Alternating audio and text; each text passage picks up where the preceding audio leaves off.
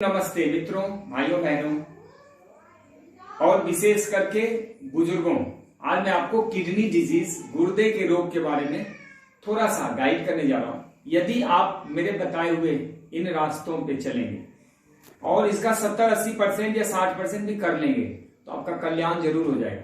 Kidney के जो disease हैं, हमारे उपचार में यानी डाइट ठीक रख के, नेचुरोपैथी करके, योगाभ्यास करके, आयुर्वेद के माध्यम से 75% तक तो किडनी रोगी ठीक हो जाते हैं। 25% जिनका बिल्कुल ही खराब हो चुका है या फिर धैर्य नहीं रख सकते या फिर छोड़ के भाग जाते हैं, विश्वास नहीं है, उनका ठीक नहीं होता। और यदि आप कर लेते हैं तो आपको रिजल्ट मिलेगा। तो एक बात अपनी कह के फिर मैं शुरुआत करता हूं। सचिव वैद्य राजगुरु प्रिय बोलहि भय आस, राज धर्म तन तीनों हो ही बेगई नाश।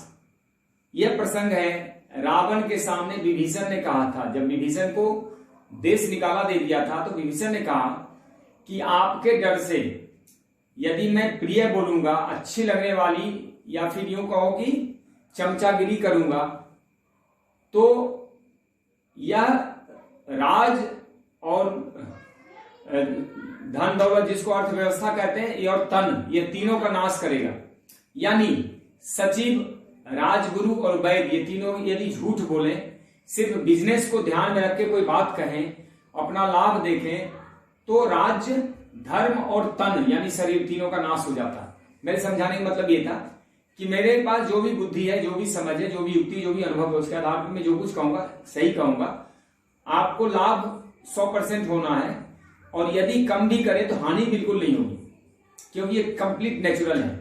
तो आइए गुर्दे को समझते हैं, किडनी को समझते हैं। हमारे देश में इतने रोगी हैं किडनी के, पूरे हॉस्पिटल भरे पड़े हैं, जगह जगह 40-40 साल में लोग किडनी खराब करके बैठे हैं। इतने खाते हैं प्रोटीन के नाम पे, पूरे डब्बे पी के इतने गंध मचा दिया लोगों ने कि पूरा किडनी खराब कर दिया। और 50 साल के बाद तो बहुत सारे लोगों का किडनी खराब हो जाता है, फिर कई दवाई लेके खराब कर लेते हैं कई कारणों से। देखिए, शरीर में किडनी क्या है? एक्सक्रीटरी ऑर्गेन्स है।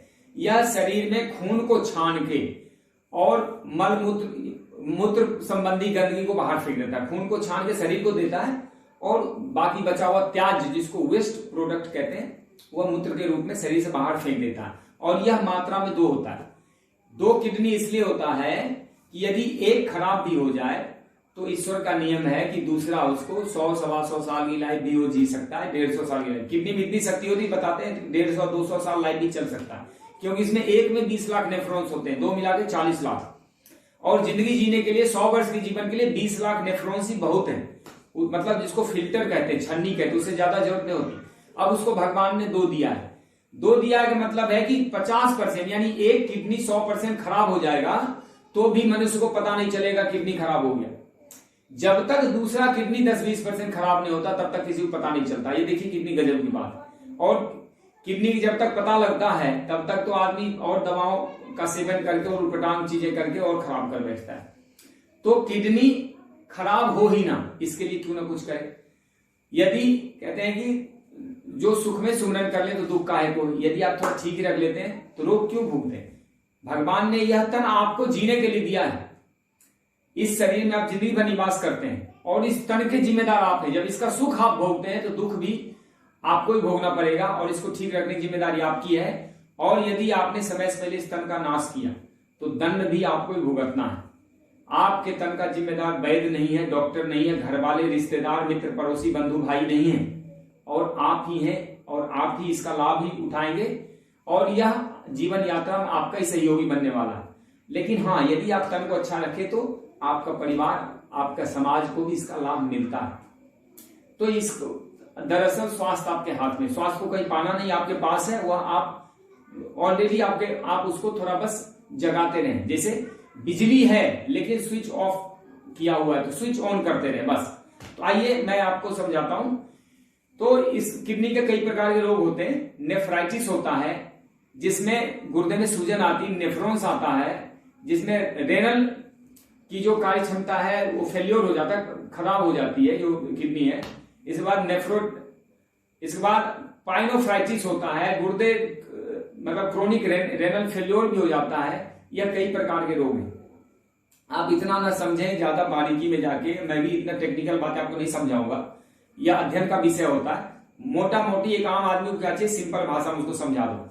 इसके लक्षण क्या मैं समझाता हूं, हाथ पैर चेहरे आंखों के आसपास सूजन आ जाती, ज्यादातर सूजन आती, बुखार भी आता है, कमर के निचले भाग में दर्द होता है, पेशाब यूरिनेशन में पेशाब करने में कठिनाई होती है, और थकावट बेचैनी बेहोशी चक्कर आना ये सब होता रहता है। पेशाब में एल्ब्यूमिन ब्लड यूरिया वगैरह बहुत ज्यादा आता है, पेशाब का रंग गहरा हो जाता है, और शरीर में कहीं दर्द भी हो सकता है, पाचन प्रणाली खराब भी हो सकती है। कब्ज तो इसका लक्षण है ही, कब्ज तो रहता ही है, कब्ज वाले को किडनी का डिजीज होता है, पेट तो उनके खराब हो। इसका कारण क्या है कि शरीर में विजातीय मतलब गंदगी इकट्ठा हो जाती ज्यादा, और वह बहुत बढ़ के शरीर के सारे सिस्टम को ब्लॉक करने लगती। ओवर ईटिंग, जो बहुत अधिक खाते हैं उनके किडनी खराब होते हैं। मोटापा ऐसा नहीं कह सकते दुबले आदमी नहीं होता, लेकिन मोटे आदमी का किडनी अधिक खराब होने के चांस होते हैं, क्योंकि मोटापे से बीपी शुगर होता है, और जिसको शुगर हो गया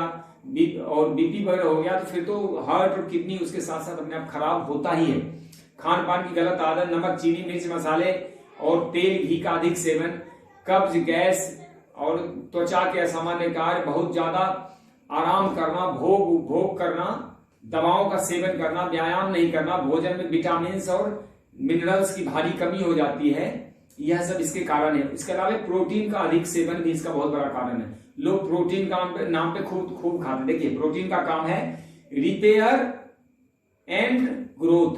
अब जो 18 साल से ज्यादा के लोग हैं उनका ग्रोथ तो उनकी बाढ़ तो होनी नहीं है, उनकी कद तो बढ़ना नहीं है, शरीर में डेवलपमेंट नहीं होना क्या है, सिर्फ रिपेयरिंग होनी। और आजकल लोग फिजिकल एक्टिविटी नहीं करते, तो इतने प्रोटीन की क्या जरूरत है, इतना तो फल सब्जी और बीन्स वगैरह से प्रोटीन मिल जाता। फिर प्रोटीन के कितने रूप आप खाते हैं देख लीजिए, तेल भी खाते हैं, घी भी खाते हैं, दूध भी पीते हैं, दाल भी खाते हैं, नट्स भी खा लेते हैं, बीन्स भी खा ले, तमाम चीजें प्रोटीन, फिर डब्बा भी पी लेते उठा के। तब इतना प्रोटीन इकट्ठा हो जाएगा, किडनी छान नहीं पाएगा तो कहां जाएगा, वो तो किडनी को ही खराब करेगा। तो इसको समझें, फिर व्यर्थ की दवाइयां खाते रहते हैं ये सब भी। अब मैं आपको उपचार बताने जा रहा हूं, गौर से सुनिएगा। मेरे YouTube चैनल आरोग्य खोज डॉक्टर अजीत आनंद को सब्सक्राइब कर लें, और यदि वीडियो अच्छा लगता है, आपको लगता है कि ये काम का है और किसी और को लाभकारी हो सकता है, तो इसको शेयर कर दें, ताकि आपके भी संबंधित पड़ोसी लोग या फिर बंधु बांधव चाचा ताऊ जो भी हैं, बुजुर्ग खासकर 50-55 के, आजकल तो 40-45 के बाद वाले को ही मान लेना चाहिए कि अगर उनका लाइफ स्टाइल अच्छा नहीं है तो किडनी की डिजीज हो सकते हैं, तो उनको शेयर कर दें ताकि बचाव भी रख सके। देखिए विजातीय द्रव्यों मतलब गंदगी को शरीर से निष्कासन करने के लिए उपवास बहुत जरूरी है। यदि उपवास कर लिया जाए कुछ समय का तो किडनी डिजीज में अद्भुत लाभ करता है। तो आवश्यकता अनुसार कुछ दिन उपवास करें, 1 दिन 2 दिन 5 दिन 7 दिन तक करें, जैसे पता चल जाता है या नहीं पता चलता है, लक्षण जो मैंने बताए प्रकट होने लगते हैं तो फास्टिंग शुरू करें। फास्टिंग के दौरान खूब जूस पिए, खूब का मतलब बहुत ज्यादा ऐसे पानी भी नहीं पीना होता है, कम, लेकिन जूस और पानी ठीक ठाक ले सकते हैं जितना आपको प्यास लगती है। गुनगुना पानी, नींबू पानी, नारियल पानी, यदि शुगर वगैरह ना हो तो गन्ने का रस, क्योंकि किडनी में एक और खास बात होती है, पहले शुगर होता है, बीपी तो होता ही होता है किडनी की वजह से। तो बीपी शुगर और किडनी डिजीज इसमें बहुत चक्कर होता है कि कौन सा खाना बताएं, कौन एक में फायदा करता है दूसरे में नुकसान करता है, ये सारा आपस में इम्बैलेंस हो जाता है। तो वही ध्यान रखें कि ऐसा ना कोई शुगर बढ़ जाए, कोई ऐसा चीज। तो गन्ने वगैरह का रस ना लें और शहद वगैरह का यूज ना करें, जबकि गन्ने का रस और शहद बीपी को बैलेंस करता है, बीपी डाउन करता है, लेकिन उसकी जगह पे आप नींबू पानी ले लीजिए और किशमिश का पानी ले लीजिए, अंगूर ले लीजिए, अंजीर ले लीजिए, वो सब चलेगा। जूस में थोड़ा सा आप पत्तों का रस सेवन करें, जैसे धनिया, पुदीना, पालक, मेथी, बथुआ, करी पत्ता, इस सबको पीस लें और उसको छान के पानी मिलाकर थोड़ा रस का सेवन करें। इसके अलावा फ्रूट और वेजिटेबल्स का रस, जो भी फल सब्जियां आती हैं, मैं आगे बता दूंगा कौन कौन फल सब्जियां, आप जो भी फल सब्जियां मौसम के आते हैं मोटे तौर पे आप उसका रस पी सकते हैं। गाजर, लौकी, घिया, ककड़ी और टमाटर, ये सब हो गया। मौसमी अनार, अंगूर, सेब, संतरा, ये सब पी सकते हैं। शुगर है तो भी आप फ्रूट तो यूज करें, फ्रूट से कोई दिक्कत नहीं होगी, बल्कि फ्रूट में फ्रुक्टोज होता है और फायदा ही करता है। इसके एक दो चीज और है कि पत्ता गोभी, खीरा, कच्चा आलू, तरबूज, कच्चा आलू और तरबूज का रस अद्भुत लाभकारी है। इसमें यद्यपि आपको एलोपैथी का पूरा सिस्टम अलग है, वो आपको मना करेंगे, आम भी मना करेंगे, लेकिन आम खाना चाहिए। नेचर ने जो कुछ दिया वो खाना चाहिए। उसके बाद आवश्यकता अनुसार नेचुरल डाइट पर है। मैं तो कहता हूं किडनी के रोगी को रोटी चावल भी त्यागने चाहिए, दाल सब्जी त्यागने चाहिए। नेचुरल डाइट, कच्चे भोजन पर है, फल सब्जी सलाद, थोड़े से अंकुरित करके मूंग वगैरह ले लें, थोड़े से भिगोए हुए अंजीर वगैरह ले लें, या फिर खजूर वगैरह खा लें, थोड़ा सा नारियल, क्योंकि किडनी को हमें कम काम देना है। किडनी को रेस्ट चाहिए, बहुत काम करके थक चुका है, छानते छानते परेशान हो चुका है, तो उसको आराम से थोड़ा रेस्ट करने दे। इसके बाद मैं काढ़ा भी बताने वाला हूं। इसके बाद क्या करना है कि ज्यादातर कच्चे भोजन पर नहीं बर्दाश्त होता है तो जौ की रोटी, मोटे अनाज की रोटी, मक्की की रोटी, गेहूं का इस्तेमाल कम करें, चावल खा लें, थोड़ा जवारी वगैरह की रोटी खाएं, रागी की खाएं, ये सब ज्यादा बेहतर है। लेकिन गेहूं की रोटी बहुत नुकसान करता है किडनी डिजीज वाले को, तो ये सब खाएं। थोड़ी शकरकंदी वगैरह भी खा सकते हैं, हल्का सा उबाल के शकरकंदी या भून के खा सकते हैं। इसके अलावा नींबू, संतरा, पपीता, केला ये सब खा सकते हैं। विटामिन सी प्रधान भोजन जैसे अनार हो गया, आंवला हो गया, नींबू, इस सब का प्रयोग करें। एलोपैथी में सब मना कर दे, उनकी चिकित्सा पूरी उल्टी है। मुझे सुने और एलोपैथिक सुनेगा, आपको कुछ समझ नहीं आएगा, आप कंफ्यूज हो जाएंगे, इसकी सुनेगी इसकी सुनेगी, क्योंकि दोनों अलग अलग चीजें बताते हैं। एलोपैथी में तो बोलेंगे अंडा भी खा ले, मांस भी खा ले, दूध भी पी ले और प्रोटीन पाउडर भी पी ले, तो वहां तो लोग मर के ही निकलते हैं। वहां तो आप देख ही रहे क्या हालत हो रहा है। मैं जो कह रहा हूं वो बिल्कुल अनुभव के बेस पे है, इससे आपको लाभ मिलेगा। इसके अलावा जब तक रोगी पूरी तरह ठीक ना हो जाए तो नमक का प्रयोग न करें। मैंने पहले ही कहा था कि इसमें 75% रोगी लगभग ठीक होते, 25% ठीक नहीं होते। मैं चाहता हूं कि आप 100% ठीक हो और इससे ठीक हो, बिना धन और बिना समय नष्ट किए, इधर उधर बिना भटके परेशान हुए, परिवार को भी बचाएं और स्वास्थ्य को भी बचाएं। इसके अलावा नेचुरोपैथी जरूर करें। नेचुरोपैथी के बिना तो कल्याण नहीं हो सकता। आप नेचुरोपैथी प्राकृतिक चिकित्सा अपनाएं, उसमें आपको मिट्टी की पट्टी, घर्षण स्नान, गर्म गुनगुने पानी के नीमा, यही बात, कई चीजें करवाते हैं, हॉट फूड वो सब कर देंगे। वो नेचुरोपैथी कराएं, उसमें कंप्रेस बर्न करेंगे और सूर्य में तैयार किया हुआ हरी बोतल का पानी पीना है। थोड़ा रीढ़ के ऊपर सिकाई और हरी बोतल के तेल की मसाज भी करना है। इसमें प्राणायाम, छोटे छोटे लघु क्रियाएं जिसको सूक्ष्म व्यायाम कहते हैं, बहुत उपयोगी, बहुत लाभकारी है। प्राणायाम करें, लघु व्यायाम करें, खासकर ट्विस्टिंग वाले आसन में 1-2 करके समझाता हूं आपको। देखो ये थोड़ा ट्विस्ट होना चाहिए, किडनी पे प्रेशर आना, जब यहां जाते हैं तो सांस भरना चाहिए इसमें, इसी तरह इसको यहां से एक पैर सीधा, एक पैर फोल्ड रख के ये सब भी कर सकते हैं। वक्रासन कर सकते हैं जिसमें पैर और इसका फोल्ड, लेट के भी कर सकते हैं, कई आसन है इसमें। आप इसमें आसन करें छोटे छोटे और प्राणायाम करें, हल्के हल्के कपालभाति करें, नाड़ी शोधन करें, अनुलोम विलोम करें, भ्रसरिका करें, उद्गीत करें, भ्रामरी करें, उज्जाई, जो मर्जी कर लो, प्राणायाम करें, बहुत लाभकारी हो। तो ऑक्सीजन ज्यादा जा जाएगा तो किडनी फंक्शन करना शुरू हो जाएगा, वहां पे ब्लड सर्कुलेशन होना शुरू हो जाएगा। इसके अलावा मेडिटेशन किडनी के लिए, किडनी के पास ही स्वाधिष्ठान चक्र होता है। स्वाधिष्ठान चक्र का कलर कैसा होता है? थोड़ा पीला होता है, पीले कलर का ध्यान किया करें, बहुत जबरदस्त है। एक्यूप्रेशर में किडनी का मैं आपको बता देता हूं कि देखिए ये जो होता है ना, ये है किडनी का पॉइंट, दोनों हाथ में होता है ये, ठीक है। एक्यूप्रेशर पॉइंट और बुक से भी देख सकते हैं, लेकिन यहाँ पे होता है किडनी, ये नीचे भाग में होता है, यहाँ पे लगभग ये बीच में ही होता है, मोटे तौर पे थोड़ा सा दाहिनी की तरफ होता है यहाँ पे। तो एक्यूप्रेशर कुछ समझ में नहीं आता, खूब तालियां बजे, 500-700 तालियां बजे, ऐसे ऐसे करके मुक्का मारे इस पे, ये भी बहुत लाभकारी, इस पे मुक्का मारे। इसके बाद ऐसे पैरों पे मुक्का मारिए, देखिए ये किडनी डिजीज में एक्यूप्रेशर बहुत ही अद्भुत लाभकारी, बहुत ही लाभकारी है। इससे जो गुर्दे हैं या फिर एड्रिनल ग्लैंड्स हैं उस पर भी प्रेशर होता है। तो सबसे अच्छा पैरों की और हाथ की तालियां बजाएं, पैरों का आपस में तालियां बजा सकते हैं, पैर ऐसे करके ये पैर की तालियां बजाएं या फिर पैर ऐसे रख के ऐसे तालियां बजाएं। दो तो हाथ और पैर दोनों में एक्यूप्रेशर हो गया। अब मुझे आपको 2 चीज बताने हैं, एक तो क्या खा सकते हैं और क्या नहीं, और दूसरी चीज बताने एक विशेष कारण। देखिए पहले बताता हूं क्या खा सकते हैं क्या नहीं। जितने भी मौसम के फल, सब्जियां, सलाद वगैरह हैं साग भाजियां हैं, वो नेचुरल में नहीं, कच्चे फॉर्म में, जैसे भगवान ने दिया वैसे ही आप खा सकते हैं, कोई डरने की बात नहीं। आम भी खा सकते हैं, अंगूर भी खा सकते हैं, शुगर है तो भी मीठा फल खा सकते हैं, केला भी खा सकते हैं, लेकिन जो भी खाना है टीवी मोबाइल से दूर होकर चबा के खाना पड़ेगा, क्योंकि ये सीरियस केस है, इसमें जीवन मृत्यु का सवाल है। तो खूब चबा के खाएं और थोड़ा खाएं। किडनी डिजीज में अधिक भोजन ना करें, थोड़ा थोड़ा करके, बेशक 3 बार खा लें, 2 बार 3 बार खा लें, लेकिन एक ही बार ठूंस के ना खाएं। आपको लगता है कि मेरे को और खाने की जरूरत है, उससे पहले छोड़ 25% 30% खाली करें। मैंने बताया था उपवास से बहुत लाभ होता है, किडनी को रेस्ट चाहिए। ऐसे भी सप्ताह में 1-2 उपवास तो मारते रहे जूस के ऊपर, और कम भोजन करें कई बार। नारंगी, संतरा, गाजर, शहद, मूली, बथुआ, अरबी, तरबूज, ककड़ी, आलू, आम, अंगूर, ये सब खा सकते हैं। लौकी, करेले का रस भी ले सकते हैं। और इसमें एक चीज और बहुत फायदा करता है कि राजमा होता है ना, राजमा, उसको भिगो के उसका पानी पीना, थोड़ा सा उसका पानी पी सकते हैं।